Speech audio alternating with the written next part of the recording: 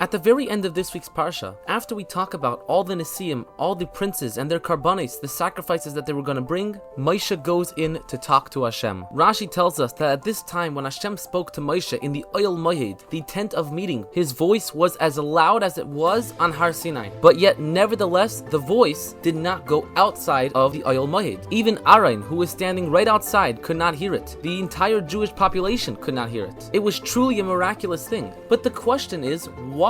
If Hashem only wanted Moshe to hear it, then he could have spoken in that same loud voice, and only Moshe would have heard it outside of the tent of meeting, outside of the Oyel Moed. If it was miraculous either way, why did Moshe have to go in? This is precisely why Rashi tells us that the voice stopped outside of the Oyel Moed, that this couldn't have happened. But then the question is, why? Why did Hashem make such a miracle that when he spoke, it was as if it was by Har Sinai, and there were incredible effects when that happened? But yet at the same time, Hashem made a bigger miracle to limit his voice to not go past the Oyel Moed. We know nothing in the Torah is extra or unnecessary.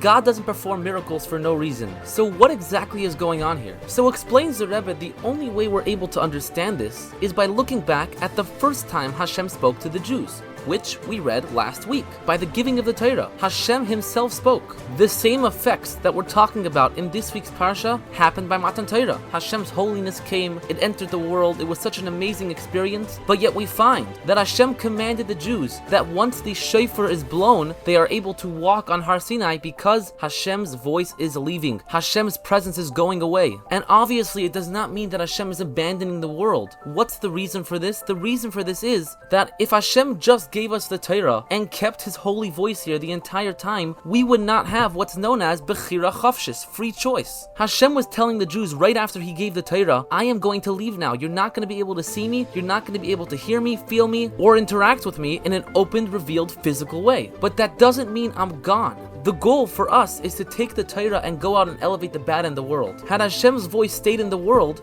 there would be no bad and everyone would only choose the right thing. That is obviously not the goal, and therefore Hashem's voice had to leave. Back to this week's Parsha, it makes a lot of sense. By Har Sinai, Hashem's voice stopped in time, and here Hashem's voice stopped in place. It's the same idea. If Hashem's voice constantly emanated from the Oyel Moed, from the tent of meeting, then the entire world would be like one big tent of meeting, where everyone would just be perfect and doing the right things. And that is not the goal. The goal is that everyone does the right things through our choice. To bring a dira lo yisparech b'tachtainim, to bring a dwelling place for Hashem down here because we worked for it. And therefore every time Hashem spoke to Moshe, he taught Moshe a lesson, and effectively he taught the entire Jewish people a lesson. We will always have places of holiness in our life. The Koisel, your Shul, your Beis Medrash, there are always holy places where you can come and connect to recharge, to remind yourself why you're here, but you could never stay in those places. Hashem didn't give us a Beis HaMikdash, a Shul, a Beis Medrash, for us to sit there all day, every day for the rest of our lives.